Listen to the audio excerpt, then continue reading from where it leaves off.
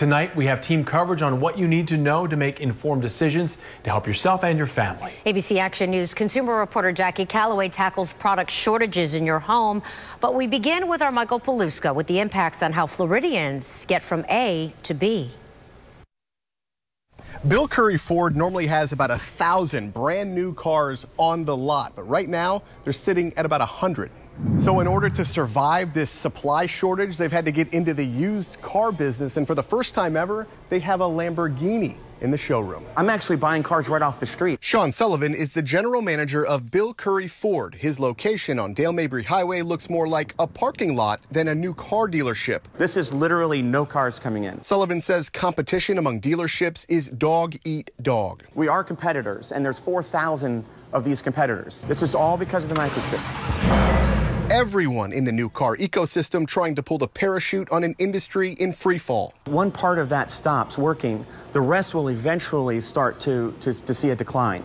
And right now you're seeing that in parts supplies, which are now limiting our new car sales, which are now a problem for all dealers.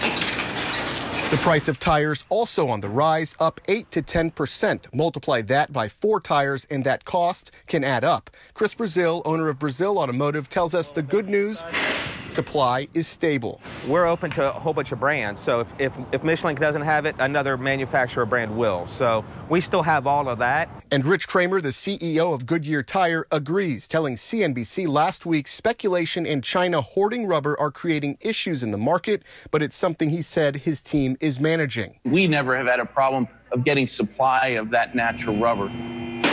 The bulk of Brazil's business is auto repairs, and that area is seeing a surge in business as more people opt to fix costly repairs as opposed to trading their car for something newer. Makes them look at repairing the car a little harder, because it may make more sense to spend $1,000 or $2,000 on what they have instead of trying to jump into a used $20,000 something. We gotta do what we gotta do.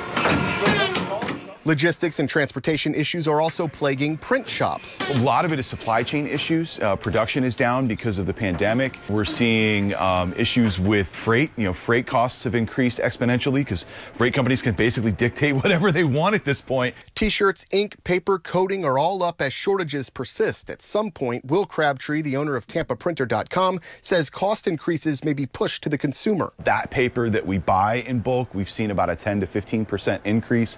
Some of the stuff that we don't buy in bulk, we've seen a 25 to 35% increase in the cost of paper. So it's definitely substantial.